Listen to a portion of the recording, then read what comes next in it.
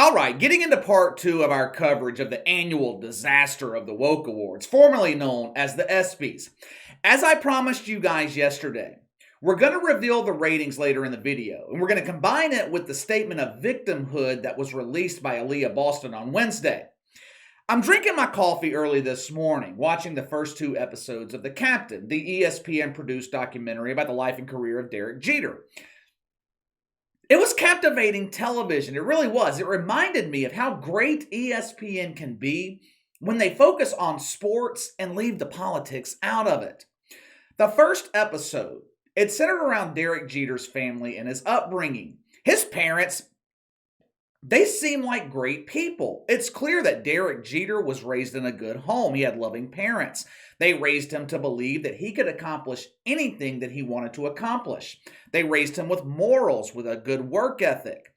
The documentary, it shifted to his time in the minor leagues, how he struggled his first season in the Yankees farm system. At this point, the focus has strictly been on his family and baseball. That's it. And then it happens. You just knew. We could not have a documentary produced by ESPN without mentioning the woke boner word of all boner words. The word that instantly excites lonely men on Twitter. The word that pops up 90% of the time when you shake your magic woke 8-ball. You already know the word I'm talking about, racism. I told you guys at the beginning of the week that I could already see where the focus of the mainstream media was going to be this week. This entire week has been dedicated to mythical racism. Now, growing up in the 1970s and 80s, coming from a mixed race family, I am sure Derek Jeter encountered real racism. At some point in his life, I'm sure he did. I have no doubt that the one story that he shared in the documentary, I have no doubt that it's true. I believe him. But here's the thing. Was it really necessary to mention it? It felt completely out of place. Derek Jeter even seemed uncomfortable talking about it. It was almost like ESPN was going out of their way to figure out a way to include it. Can't we get one thing out of ESPN, just one, that doesn't mention anything political? It has been a bad week for ESPN. The week started off shitty for them on Monday when they were rejected for cucumber insertion by their own lover. I don't know if there's a network on TV that has promoted the religion of wokeism more than ESPN. Just like the example that I just gave you with Derek Jeter, they go out of their way to wet you with the woke holy water. You can't watch an episode of SportsCenter without L. Duncan mentioning one of the woke boner words. This network has done more to promote women's sports than any other network on television. And they do this at the risk of alienating their core audience, which is what they've done. If you have been following this channel for a while, then you know that we have proven countless times people don't watch women's sports. It doesn't draw anywhere close to the audience that men's sports do, which is the reason ESPN chose not to broadcast the winner of the Best Female College Athlete. It wasn't misogyny. It wasn't mythical racism. The reason they didn't broadcast that category at the ESPYs, they knew people didn't give a fuck.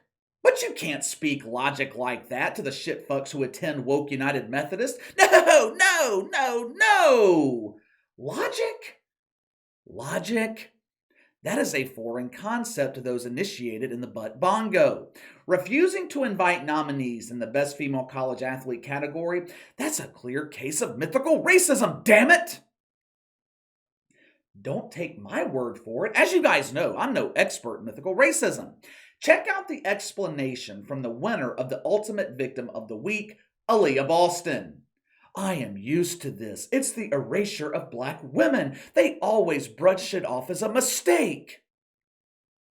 It was not a mistake. You weren't invited because there was no reason for you to be there. Someone please tell me how ESPN not televising this category constitutes as erasing black women. 2 of the 3 nominees in the category were fucking white.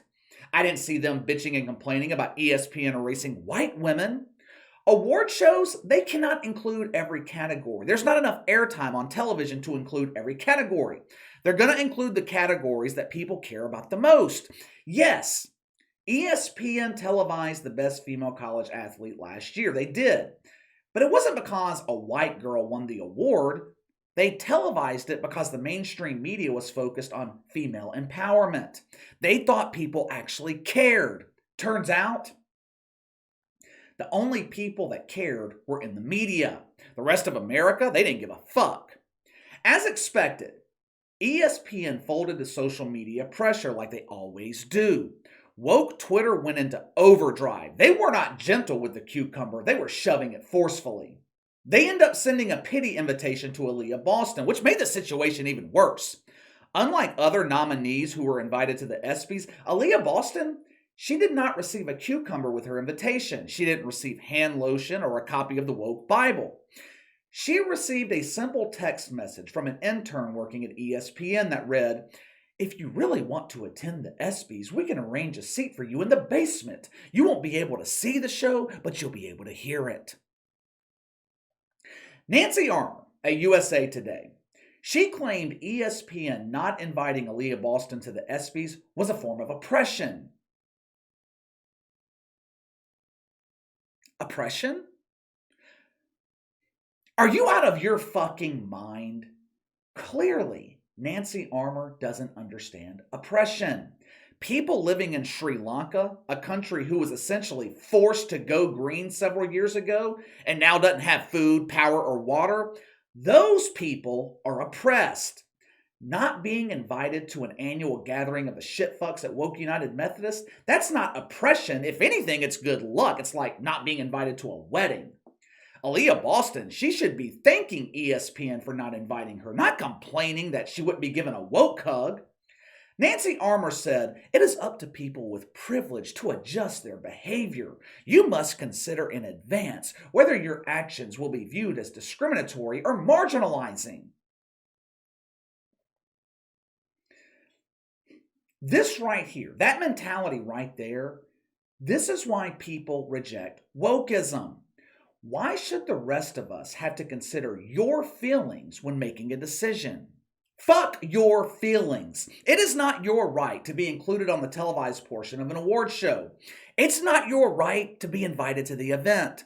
Let's assume for a second that everyone else agrees to adjust their behavior. Let's assume for a second that it's even remotely possible to consider the feelings of everyone. How are we supposed to know if our actions will be seen as discriminatory? The woke standards and rules are constantly changing. They change the rules more than women change their outfits.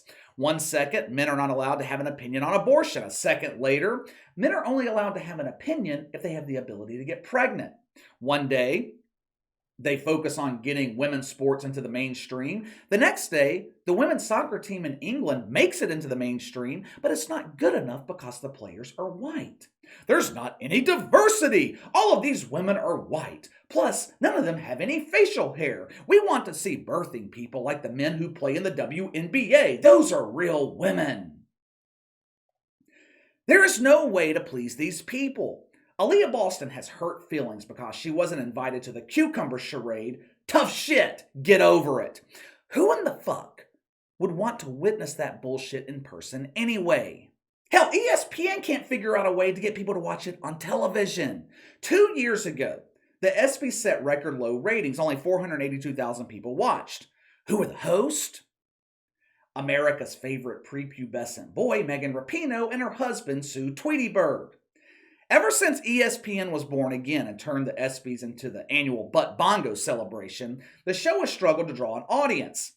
Even though Megan Rapinoe has proven the only skill she possesses is the ability to not draw an audience, ESPN chose to heavily feature her in the Butt Bongo celebration again. Wednesday night was the first time in 3 years that the ESPYs aired in their regular day and time slot. Every year, the show airs live the night after the MLB All-Star Game. Since 2015, the ESPYs have aired on ABC, except for 2020 when it was on ESPN. As we predicted yesterday here on the channel, the 2022 ESPYs set record low ratings. Only 2.5 million people watched the show. Now, of course, ESPN, the mainstream media, they are pretending this is a huge success. We drew our largest audience since 2019. This is proof that the average American man wants to dip his wang in the woke tang. They can't get enough of Megan Rapinoe. Men love to look at a woman that looked like them at 12 years old. Let me show you something. This is the historical ratings of the ESPY Awards. Pay attention to 2015 until now, when the show's been televised on ABC. You can't miss the ratings decline. The further ESPN inserted the woke cucumber, the lower the ratings dropped. ESPN flirted with wokeism from 2015 to 2019. They officially became born again in 2020. Look at the ratings since. They have lost over 5 million people since 2015. Where did all those people go? The ESPYs ran unopposed Wednesday night. There was literally nothing else on television. The only competition they had was Big Brother on CBS, which outdrew them by 1 million viewers. NBC aired reruns of Chicago Fire, whatever that is. They beat the fucking ESPYs. Fox aired something called MasterChef. It almost beat the ESPYs. How in the hell do you lose 3 to 5 million people in the span of a few years? Can't blame cord cutting. This shit was aired on broadcast television. Earlier this week, I did a video on Disney, which owns ESPN. Disney and ESPN, they used to be two of the most powerful brands in America. Both brands, though, have been tarnished. Both brands have been ruined. Many parents no longer allow their children to watch Disney. Many adults, they're just refusing flat out to watch ESPN. Both ESPN and Disney are a prime example of what happens when you allow something to be overrun by woke shitfucks. This is what happens when deacons at Woke United Methodist run your business. These people don't know how to build anything. They don't know how to maintain an already built legacy. Woke shitfucks only know how to destroy. As a brand, ESPN is dead. They're no longer respected. They're no longer the worldwide leader in sports. If they ever lose the broadcast rights to college football, ESPN will cease to exist. Can't rely on the NBA to carry the network. Their brand's dying too. It seems like every time you turn on ESPN, you're being beaten over the head with woke politics. Just like I mentioned with the Derek Jeter documentary, they just can't leave it alone. Derek Jeter had one of the best careers in the history of Major League Baseball. Dude came from the typical all-American family, but they just had to find a way to paint the documentary with the racism brush. They can't help themselves. Everything always has to be about race, and as a result, millions of people are tuning out. But let me know what you think. The ESPYs draw record low ratings in their normal day and time slot. Is anyone surprised by this? Sound off in the comments below. Make sure to like and subscribe. Click the notification bell to receive all notifications from the channel. Best way to contact me is by email at btlkc84@gmail.com, KC_BTL84 on Twitter. I'll see you guys later.